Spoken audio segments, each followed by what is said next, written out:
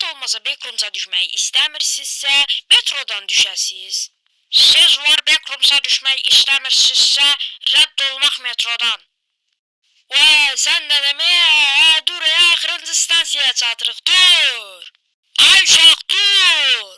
Hani hangırsan marketten düşmüş oğurlayan sıçovul. İmkan ver yatakta da 5 dəqiqə. Son stansiyaya çatırıq, qalassan burada. Evişime de değil, elə burada qalmaq evə getməkdən daha təhlükəsizdir.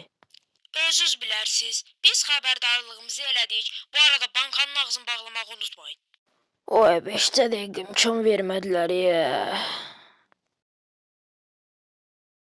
Ne olur oğlum? Yavaş sür, ne zalım çıkmışlar, kartof taşı mısınız? Məncə nəsə baş verir. Oğlum, deyəsən zəlzələ olur. Ala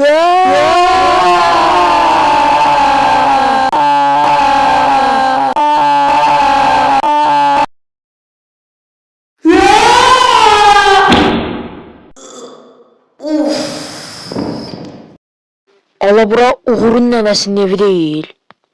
Remontu zadı da yaxşıdır. Bəlkə mən bura köçüm. Qoğatca gəzim görüm. Ala bura nədir? Get qutarmır. Allah Allah. Görən bu metrolar bizi bilərək belə yerlərə ışınlayırlar. Of, çox sıxıldım. Bir televizordan zaten yoxdur burada. O ne de? Allah bu kirayanı götürən deyəsən burada da bizi rahat bırakmır. O ne de? Kimdə o dədəsinin səsini çıxardan?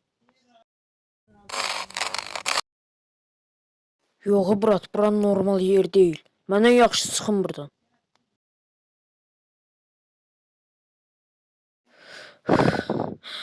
Ay, bu nədən? Qutarmaz yeriymiş bu. Sağa gedirəməyin. Sola gedirəməyin. Nə qutarmaz yeriymiş alam. Ola bu nədir? İndi tavayı vuracam təpə. Kimdə bu? Of, qazan qapaqlarından da qorxulu şeyler var imiş.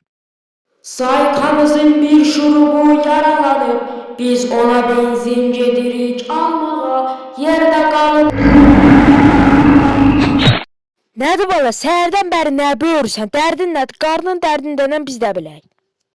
Görsən burada mahnı oxuyur, 5 dəqiqə çırdan, hə? O soğular belə 5 dəqiqə çırdan, başım beynim getdi. Saykamızın bir şurubu yaralanıb, biz ona benzin gedirik.